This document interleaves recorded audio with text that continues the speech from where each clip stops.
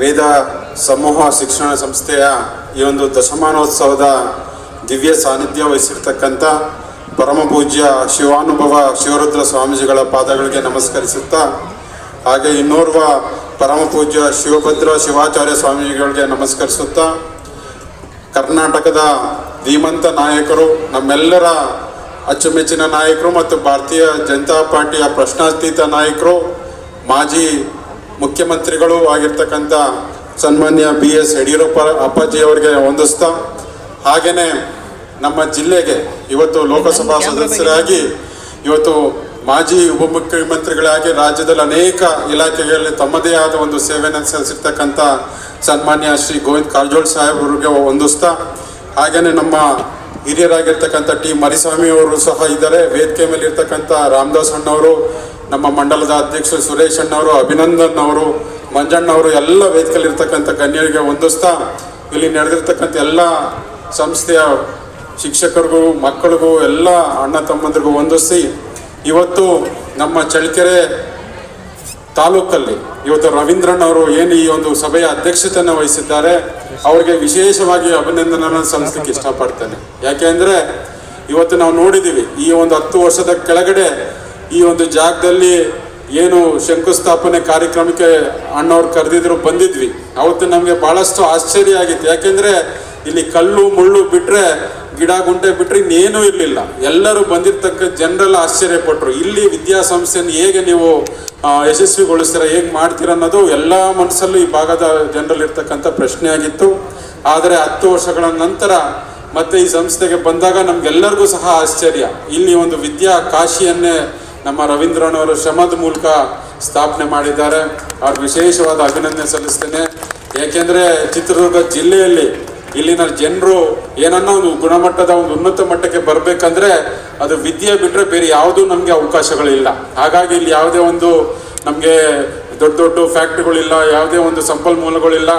ಈ ಭಾಗದ ಜನರು ಭಾಳಷ್ಟು ಹಿಂದಿರ್ತಕ್ಕಂಥ ಪ್ರದೇಶ ಇದೆ. ಇಲ್ಲಿ ನಾವೇನನ್ನ ಮುಂದೆ ಬರಬೇಕಂದ್ರೆ ಅದು ವಿದ್ಯೆಯಿಂದ ಮಾತ್ರ ಸಾಧ್ಯ. ಹಾಗಾಗಿ ಈ ಭಾಗದ ಗ್ರಾಮೀಣ ಮಕ್ಕಳಿಗೆ ಭವಿಷ್ಯನ ರೂಪಿಸೋದ್ರಲ್ಲಿ ನಮ್ಮ ವೇದ ಶಿಕ್ಷಣ ಸಂಸ್ಥೆ ಮತ್ತು ನಮ್ಮ ರವೀಂದ್ರನ್ ಅವರು ಭಾಳಷ್ಟು ಶ್ರಮವಹಿಸಿ ಕೆಲಸ ಮಾಡ್ತಾ ಇದ್ದಾರೆ. ಆ ಸಂಸ್ಥೆಯಿಂದ ಇನ್ನೂ ಹೆಚ್ಚಿನ ಮಕ್ಕಳು ವಿದ್ಯಾಭ್ಯಾಸನ ಪಡೆದು ಅವ್ರ ಜೀವನದಲ್ಲಿ ಉನ್ನತ ಮಟ್ಟಕ್ಕೆ ಬರಲಿ ಮತ್ತು ಈ ಭಾಗದ ಎಲ್ಲ ವಿದ್ಯಾರ್ಥಿಗಳಿಗೂ ಒಂದು ಶಿಕ್ಷಣದ ಒಂದು ಕ್ರಾಂತಿಯನ್ನೇ ಸಹ ಇಲ್ಲಿ ರವೀಂದ್ರನ್ ಅವರು ಮಾಡ್ತಾ ಇದ್ದಾರೆ. ಹಾಗಾಗಿ ಅವ್ರಿಗೆ ಅಭಿನಂದನೆ ಸಲ್ಲಿಸಿ, ಈ ಒಂದು ದಿವ್ಯ ವೇದಿಕೆಗೆ ನಮ್ಮನ್ನು ಕರೆದು ಒಂದು ವೇದಿಕೆ ಕೊಟ್ಟಿದ್ದಕ್ಕೆ ಅವ್ರಿಗೂ ಸಹ ವಂದನೆಗಳನ್ನ ಸಲ್ಲಿಸ್ತಾ ನನ್ನ 2 ಮಾತನ್ನ ಮುಗಿಸ್ತೇನೆ.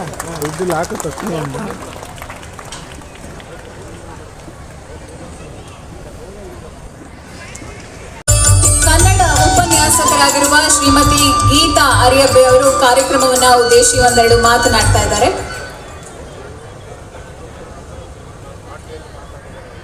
ಬಹುಶಃ ವೇದ ಅನ್ನುವಂಥದ್ದು ಸಂಸ್ಥೆ ಅಂತ ಫೀಲ್ ಆಗ್ತಾ ಇದ್ದಾರೆ. ಆದರೆ ವೇದ ಸಂಸ್ಥೆ ಅನ್ನೋದಕ್ಕಿಂತ ಇದೊಂದು ಅವಿಭಕ್ತ ಕುಟುಂಬದ ಮನೆ ಮಗಳಾಗಿ ನಾನು ಈ ಕಾರ್ಯಕ್ರಮಕ್ಕೆ ಸಡಗರಕ್ಕೆ ಸಂಭ್ರಮಕ್ಕೆ ಬರಬೇಕು ಅಂತ ಬಂದಾಗ ತುಂಬ ಖುಷಿಯಾಗಿ ಬಂದಿದ್ದೀನಿ. ಸೊ ಹಾಗಾಗಿ ವೇದ ಸಂಸ್ಥೆ ಅಲ್ಲ, ಇದೊಂದು ಅವಿಭಕ್ತ ಕುಟುಂಬ ಅಂತ ನಾನು ಹೇಳ್ತಾ ಇದ್ದೀನಿ. ಯಾಕೆಂದರೆ ರವೀಂದ್ರ ಅಪ್ಪಾಜಿ ಅಂತಕ್ಕಂಥವ್ರು ಇದ್ದಾರೆ, ಸುವರ್ಣಮ್ಮ ಇದ್ದಾರೆ, ಕಿರಣ್ ಅಂತಕ್ಕಂಥ ಹೆಸರಲ್ಲಿ ಒಂದು ಪಾಸಿಟಿವ್ ಎನರ್ಜಿ ಇದೆ, ಪಾಸಿಟಿವ್ ವೈಬ್ರೇಷನ್ ಇದೆ. ಯಾಕೆಂದರೆ ಭರತ ಭೂಮಿ ಅಂತಕ್ಕಂಥ ಈ ಪುಣ್ಯ ಭೂಮಿಯಲ್ಲಿ ಶರಣರಾಗಿರ್ಬೋದು, ಸಂತರಾಗಿರ್ಬೋದು, ತತ್ವಜ್ಞಾನಗಳಾಗಿರ್ತಕ್ಕಂಥ ಈ ಭೂಮಿಯಲ್ಲಿ ರವೀಂದ್ರ ಸರ್ ಯಾವಾಗಲೂ ಒಂದ್ಸಲ ಹೇಳ್ತಾ ಇದ್ರು,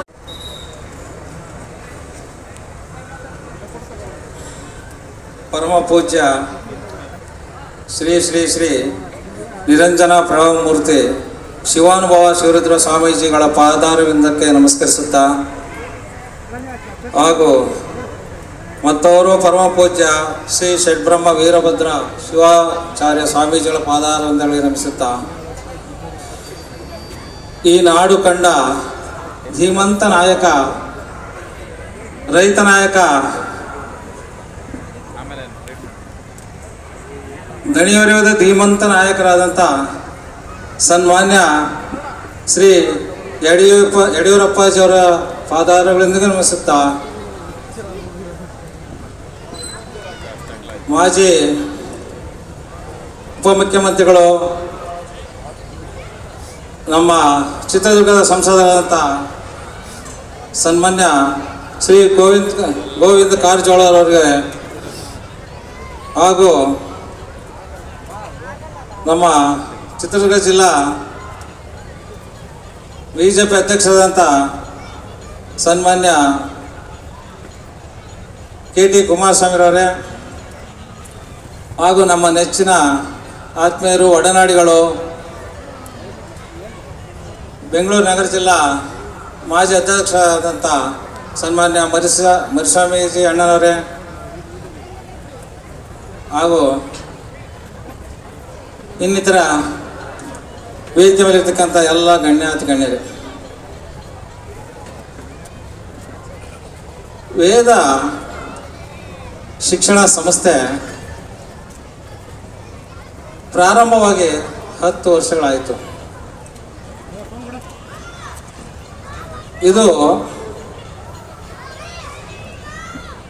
ನಾನು ಹುಟ್ಟಿನಿಂದ ನನ್ನ ಬಾಲ್ಯದಲ್ಲಿ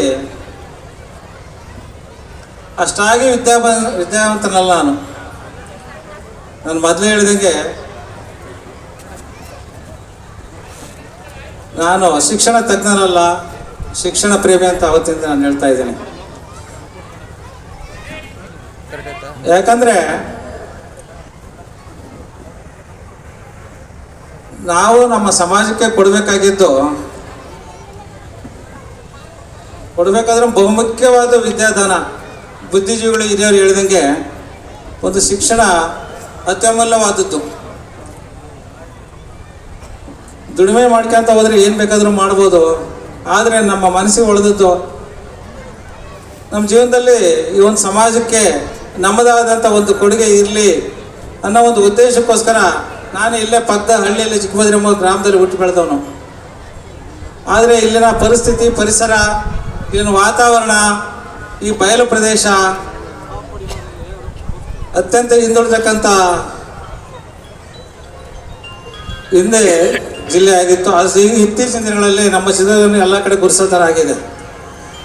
ಸಾಮಾಜಿಕವಾಗಿ, ಶೈಕ್ಷಣಿಕವಾಗಿ, ಆರ್ಥಿಕವಾಗಿ ಸಾಕಷ್ಟು ಹಿಂದುಳಿದಕ್ಕಂಥ ನಮ್ಮ ಪ್ರದೇಶ.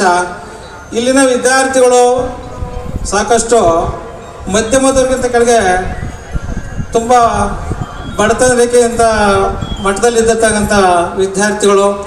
ಬೇರೆ ಇಲ್ಲಿ ಬಿಟ್ಟರೆ ಬೆಂಗಳೂರು, ಮೈಸೂರು, ದೂರ ಊರುಗಳಿಗೆ ಹೋಗಿ ಓದೋಂಥ ಪರಿಸ್ಥಿತಿ, ಅಷ್ಟೊಂದು ಕಷ್ಟದ ಪರಿಸ್ಥಿತಿ ಇಲ್ಲಿನ ನಮ್ಮ ಗ್ರಾಮೀಣ ಜನತೆಗೆ, ಇಲ್ಲಿನ ವಾತಾವರಣ ಜನತೆಗೆ. ಅದನ್ನು ಈಗಾಗಲೇ ಇವರೆಲ್ಲ ಹೇಳ್ದಂಗೆ ನಾನು ಬೆಂಗಳೂರಲ್ಲೇ ಮಾಡ್ಬೋದಾಗಿತ್ತು. ನಾನೊಂದು ಜೀವನೋಪಾಯಕ್ಕೆ ಬೆಂಗಳೂರಿಗೆ ಹೋಗಿದ್ದ ಮನುಷ್ಯ. ಹಲವಾರು ವ್ಯಾಪಾರಗಳಲ್ಲಿ ಸಾಕಷ್ಟು ನಷ್ಟ, ನೋವು, ನಲಿವು, ಕಷ್ಟ ಸುಖ ಅನುಭವಿಸಿ ಕಂಡು ಬೆಳೆದು ಕೊನೆಗೆ ಒಂದು ನಿಲುವು ಮಟ್ಟಕ್ಕೆ ಬಂದಾಗ, ಒಂದು ಜೀವನ ಮಟ್ಟ ಸುಧಾರಿಸಿಕೊಂಡು ನನಗೂ ಒಂದು ದುಡಿಮೆ ಮಾರ್ಗ ಕಂಡಾಗ ನಾನು ಯೋಚಿಸಿದ್ದ ಒಂದೇ ಒಂದು ಶಿಕ್ಷಣ ಸಂಸ್ಥೆ. ಇದನ್ನು ಮಾಡಬೇಕಂತ ಹೊರಟಾಗ ಸಾಕಷ್ಟು ನನಗೆ ಅಡಚಣೆಗಳದು, ಸಾಕಷ್ಟು ಸವಾಲುಗಳು ಎದುರಾದವು. ಇಲ್ಲಿ ಮಾಡೋಕ್ಕಂತ ಹೊರಟು ಸಾಕಷ್ಟು ಜನ ನನಗೂ ನನ್ನ ಸ್ನೇಹಿತರು ನನಗೇನು ಹೇಳಿದ್ರು ಅಂದರೆ, ನಿನಗೆ ತಲೆ ಕೆಟ್ಟಿದ್ದೇನೆ, ಇಲ್ಲೋಗಿ ಸಂಸ್ಥೆ ಮಾಡ್ತೀವಿ, ಇಲ್ಲಿ ಯಾರು ಬಂದು ನಿನಗೆ ಓದ್ತಾರೆ ಅನ್ನೋದು ನನಗೆ ಸಾಕಷ್ಟು ಜನ ತಲೆ ಕೆಡಿಸಿದ್ರು. ಆದರೂ ನಮ್ಮದು ಒಂದೇ ಗುರಿ. ನಾನು ಏನಾದರೂ ಮಾಡಬೇಕಾದ್ರೆ ಮಾಡ್ಬೇಕಂತ ಹೊರಟನೇ ನಾನು. ಕೈಲಾಗುತ್ತೋ ಬಿಡುತ್ತೋ ಗೊತ್ತಿಲ್ಲ, ಆದರೆ ಪ್ರಯತ್ನ ಅಂದರೆ ಪ್ರತಿಫಲ ಇದೆ ಅನ್ನೋದಕ್ಕೆ ನಾನು ಒಬ್ಬ ಸಾಕ್ಷಿ. ಮಾಡೋಕ್ಕೆ ಹೊರಟಾಗ ಪ್ರಾರಂಭದಲ್ಲಿ ಈ ವಿದ್ಯಾಸಂಸ್ಥೆ ಮಾಡ್ಕೋದ ಪೂರ್ವ ಪ್ರಾಥಮಿಕದಿಂದ ಹಿಡಿದು ಪ್ರೌಢಶಾಲೆ, PU, ಈಗ ಇದೇ ವರ್ಷದಿಂದ ನಾವು ಪದವಿ ಕಾಲೇಜು, ಡಿಗ್ರಿ ಕಾಲೇಜನ್ನು ಆರಂಭಿಸಿದ್ದೀವಿ. ಇಲ್ಲಿನ ನಮ್ಮ ಸಂಸ್ಥೆಗೆ, ನಮ್ಮ ಮಕ್ಕಳಿಗೆ ನಾವು ಕಲಿಸೋದೊಂದೇ. ಇವತ್ತಿನ ದಿನ ನಮ್ಮ ಹೆಸರೇ ಹೇಳ್ದಂಗೆ ಒಂದು ವೇದ ನಮ್ಮ ಸಂಸ್ಥೆ ಒಳಗಡೆ ಬಂದರೆ ಏನೋ ಒಂಥರ ವೈಬ್ರೇಷನ್ ಅಂತ ಸಾಕಷ್ಟು ಜನ ನನಗೆ ಹೇಳ್ತಾರೆ. ಸ್ವಾಮೀಜಿಗಳು ಹೇಳಿದರು, ವೇದ ಅನ್ನೋದೊಂದು ಹೆಸರೇ ಒಂದು ವೈಬ್ರೇಷನ್ ಅಂತ ಹೇಳ್ತಾರೆ. ಅದು ನಮಗೆ ಮನಸ್ಸಲ್ಲಿ ಬಂತು. ಪ್ರಾರಂಭದಲ್ಲಿ ನಾನು ಈ ಗಣೇಶನ ಭಕ್ತ, ಗಣೇಶನ ದೈವಾರಾಧಕ. ಈ ಒಂದು ಸಂಸ್ಥೆ ಕಟ್ಟೋದಕ್ಕೆ ಮೊದಲು ಒಂದು ತೀರ್ಮಾನ ಮಾಡಿದ್ವಿ. ಗಣೇಶನ ದೇವಸ್ಥಾನ ಮೊದಲು ಪ್ರತಿಷ್ಠಾಪನೆ ಮಾಡಿ ನಂತರ ವಿದ್ಯಾಸಂಸ್ಥೆ ಪ್ರಾರಂಭ ಮಾಡಿದ್ವಿ. ಆ ಭಗವಂತ, ಆ ಗಣೇಶ ನಮ್ಮನ್ನು ಇವತ್ತಿನವರೆಗೂ ಈ ಮಟ್ಟಕ್ಕೆ ತಗೊಂಡು ಬಂದು ಪ್ರತಿ ವರ್ಷವೂ ಹಂತ ಹಂತವಾಗಿ ಸಂಸ್ಥೆ ಬೆಳೀತಲೇ ಬರ್ತಾ ಇದೆ, ಅಭಿವೃದ್ಧಿನೂ ಆಗ್ತಾ ಇದೆ. ಮುಂದಿನ ದಿನಗಳಲ್ಲಿ ನಾವು ಇನ್ನೂ ಅಂದ್ಕೊಂಡಿರ್ತಕ್ಕಂಥ ವಿದ್ಯಾ ಶಿಕ್ಷಣಗಳು, ಸ್ನಾತಕೋತ್ತರ ಇನ್ನಿತರ ವೃತ್ತಿಪರ ಕೋರ್ಸ್ಗಳನ್ನಾಗಲಿ ನಾವು ತೆರೆಯೋ ಒಂದು ಯೋಜನೆಯಲ್ಲಿದ್ದೇವೆ. ಇಲ್ಲಿ ಮಕ್ಕಳಿಗೆ ನಾವು ವಿದ್ಯೆ ಒಂದಲ್ಲ, ವಿದ್ಯೆ ಜೊತೆಗೆ ಪಠ್ಯೇತರ ಚಟುವಟಿಕೆಗಳಿಗೆ ಅವಕಾಶ ಕೊಡ್ತಾ, ಕ್ರೀಡೆನಲ್ಲೂ ಅಷ್ಟೇ ರಾಜ್ಯ ಮಟ್ಟಕ್ಕೆ ನಮ್ಮ ಸಂಸ್ಥೆ ಮಕ್ಕಳು ಹೋಗಿ ಬಂದಿದ್ದಾರೆ. ಕ್ರೀಡೆನಲ್ಲೂ ಸಾಕಷ್ಟು ಸಾಧನೆಗಳು ಮಾಡಿದ್ದಾರೆ. ಹಾಗೆ ಮಕ್ಕಳಿಗೆ ನಾವು ಕಲಿಕೆ ಜೊತೆಗೆ ಒಂದು ಆಚಾರ ವಿಚಾರ, ಸ್ವಾಮೀಜಿಗಳು ಹೇಳಿದಂಗೆ ಒಂದು ಸಂಸ್ಕಾರ ಸಂಸ್ಕೃತಿ, ಒಂದು ಶಿಸ್ತು, ಒಂದು ಸುಮಾರು ಇಲ್ಲಿ ಹೇಳ್ದಂಗೆ ನಾವು ಶುಲ್ಕವನ್ನು ಫೀಸನ್ನು ಒಂದು ಅಫೋರ್ಡಬಲ್ ಫೀಸ್ ಅಂತ ಏನು ಹೇಳ್ತಾರೋ ಆ ಒಂದು ಮಟ್ಟಕ್ಕೆ, ಒಂದು ಉದಾಹರಣೆಗೆ ಒಂದು PUCಗೆ ಹೊರಗಡೆ ಹೋಗ್ಬೇಕಂದ್ರೆ ಬೇರೆ ನಮ್ಮ ಭಾಗದಲ್ಲಿ ನಮ್ಮ ಸಂಸ್ಥೆಯಲ್ಲಿ ಲೆಕ್ಕ ಹಾಕಿದ್ರೆ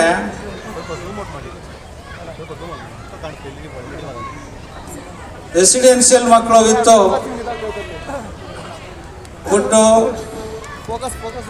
ಫುಡ್ ಅಕಾಮಿಡೇಷನ್ನು ಬೇಕಾದಂಥ CET ನೀಟು ಎಲ್ಲದೂ ಈಚ್ ಆ್ಯಂಡ್ ಎವ್ರಿಥಿಂಗ್ ನಾವೆಲ್ಲ ಕೊಟ್ಕೊಂಡು ಅವ್ರಿಗೆ 1.5 ಲಕ್ಷ ರೂಪಾಯಿ ನಾವು ಅದೇ ಫೀಸ್ನಲ್ಲಿ ನಾವು ಇದನ್ನು ವರ್ಕೌಟ್ ಮಾಡ್ಕೊಂಡು ಸಂಸ್ಥೆ ನಡೆಸ್ಕೊಂಡು ಬರ್ತಾಯಿದ್ವಿ. ಇದೇ ಒಂದು PUCಗೆ ಹೊರಗಡೆ ನಾವು ಹೋದರೆ ಮಿನಿಮಮ್ 3 ಲಕ್ಷ ರೂಪಾಯಿ ತಗೊಳ್ತಾರೆ ಒಂದು ವರ್ಷಕ್ಕೆ.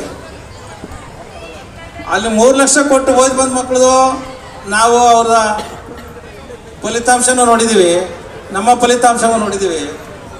ನಮ್ಮದು ಚಿತ್ರದುರ್ಗ ಜಿಲ್ಲೆಯಲ್ಲೇ ಒಂದು ಅತ್ಯುತ್ತಮ ಫಲಿತಾಂಶದಿಂದ SLC PUC ಸಾಕಷ್ಟು ಉತ್ತಮ ಅಂಕಗಳನ್ನು ಪಡೆದು ಹೆಸರು ಮಾಡಿದೆ, ಒಂದು ಕೀರ್ತಿ ತಂದಿದೆ. ನಮ್ಮ ಒಂದು ವಿದ್ಯಾಸಂಸ್ಥೆ ಇವತ್ತು ನಾಡಿನೆಲ್ಲ ಕಡೆ ಹೆಸರು ಪಸರಿಸುವುದು ನನಗೆ ಒಂದು ಅತ್ಯಂತ ಹೆಮ್ಮೆಯ ಸಂಗತಿ, ಒಂದು ಸಂತೋಷ, ಒಂದು ಹೆಮ್ಮೆ ಅಂತ ಹೇಳಿದ್ರು ತಪ್ಪಾಗಲಾರ್ದು. ಇವತ್ತು ಈ ಸಮಾರಂಭನ ನಾನು ಕಣ್ತುಂಬ ನೋಡ್ತಾ ಇದ್ದೆ ಅಂದರೆ ನನಗೆ ಹೇಳಬೇಕಾದಂಥ ಮಾತೇ ಬರೆದಂಥ ಸಂದರ್ಭ, ತುಂಬ ಸಂತೋಷ ಹಾಗೂ ಹೆಮ್ಮೆ. ಅದರಲ್ಲೂ ಈ ಒಂದು ಕಾರ್ಯಕ್ರಮಕ್ಕೆ 10ನೇ ವರ್ಷದ ಈ ದಶಮಾನೋತ್ಸವ ಕಾರ್ಯಕ್ರಮಕ್ಕೆ ನಾವೊಂದು ತೀರ್ಮಾನ ಮಾಡಿದ್ವಿ.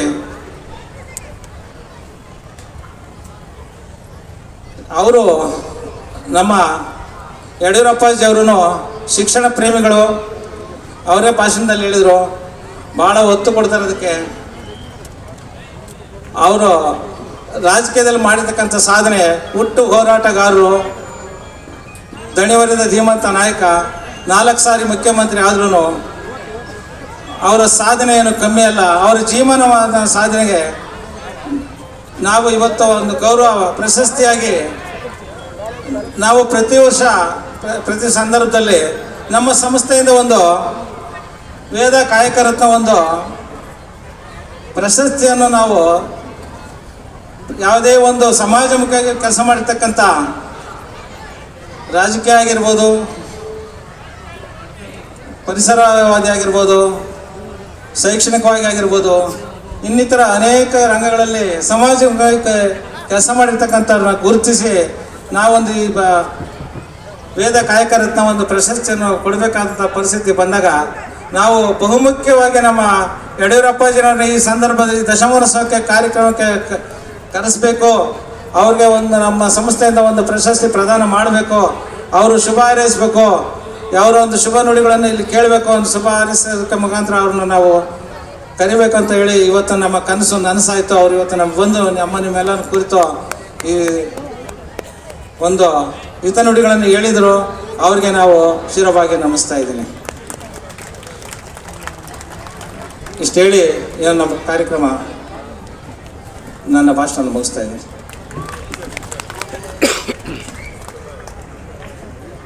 ಒಂದು ಶಿಕ್ಷಣ ಸಂಸ್ಥೆಯನ್ನ ಆರಂಭ ಮಾಡಬೇಕು ಅಥವಾ ಸ್ಥಾಪನೆ ಮಾಡಬೇಕು ಅನ್ನೋದು ಸುಲಭವಾದ ಸಾಮಾನ್ಯವಾದ ಮಾತಲ್ಲ.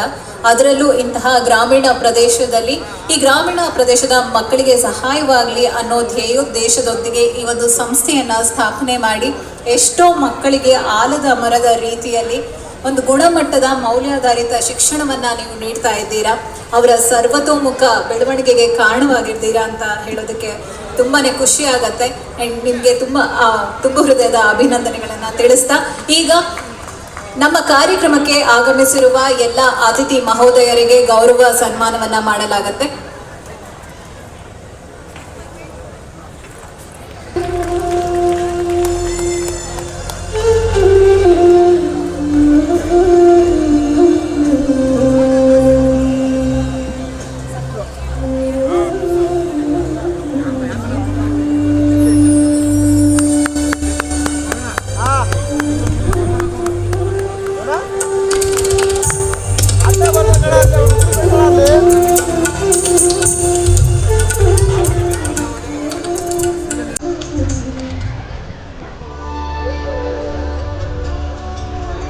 ಗೌರವ ಸನ್ಮಾನವನ್ನ ಮಾಡಲಾಗುತ್ತೆ.